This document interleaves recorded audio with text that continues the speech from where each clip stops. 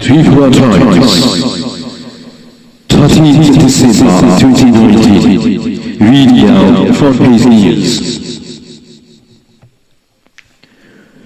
CIB assigned on Boyle to die in police firing. MLA's house burned. Guwahati Police Chief ADG shifted. Massive enforcement made across state. Guwahati 12th December, IANS. Amidst reports of two protesters dying in police firing, thousands of people defied curfew to hit the streets as the raging agitation against the Citizenship Amendment Bill saw the house of an MLA and a circle office being set ablaze, while the government removed two key police officers on Thursday. The army conducted a flag march in Guwahati and three districts, and the authorities extended the suspension on internet services for another 48 hours from 12 noon on Thursday, even as most airlines cancelled flights to and from Dibrugarh and Guwahati, and train movement has halted.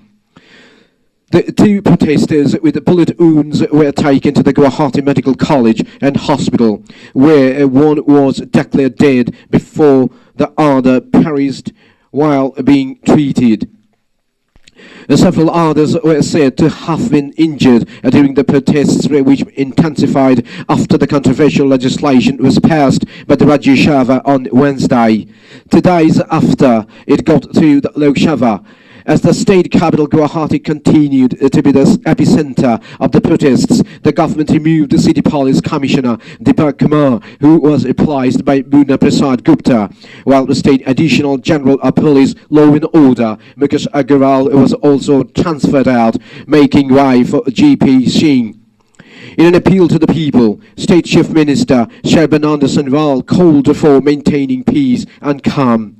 Quote unquote, I assure the people of Assam full protection to ensure their identity as a whole, Sonowal said in a statement here, urging the message to please come forward and create a situation of peace and tranquility. I hope the people will consider this appeal sensibly, he said. However, despite a curfew in Guwahati, thousands of protesters assembled at the Latishil playground in the city half to attend a meeting called by All Assam Students Union, that is AASU, which has been at the forefront of the agitation. Leading cultural personalities of the state and other civil society figures joined the protests, also called by the Shilpi Samaj, that is Artists Forum. Actor Jatin Bora announced his resignation from BJP, while the state headquarters of its partner Assam Gana Parishad, that is AGP, came under attack. Officials said protesters set fire to the house of MLA Binod Hazarika's house in Chabua and went on rampage, torching vehicles and the circle office. With the situation worsening, 2 army columns conducted flag marches in Guwahati, while 3 other columns were out on the streets in Tinsukia, Dibrugarh and the Jorhat districts.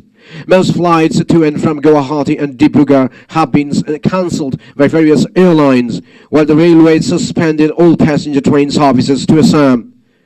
Indigo Airlines has cancelled 1 flight to Guwahati from Kolkata. The flights to Dibrugarh are being cancelled by most airlines due to the ongoing protests. Passengers from Dibrugarh, an NSCBI airport spokesperson said.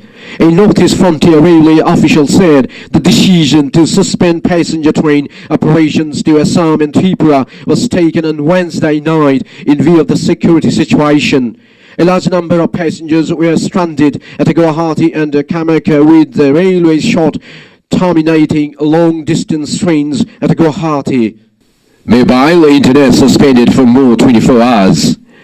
Again, till 12 December, suspension on mobile internet services has been extended for more 24 hours in Tripura, even as the situation remained peaceful. According to police sources, no fresh incident in connection with the opposition to the Citizenship Amendment Bill was reported in the state on Thursday.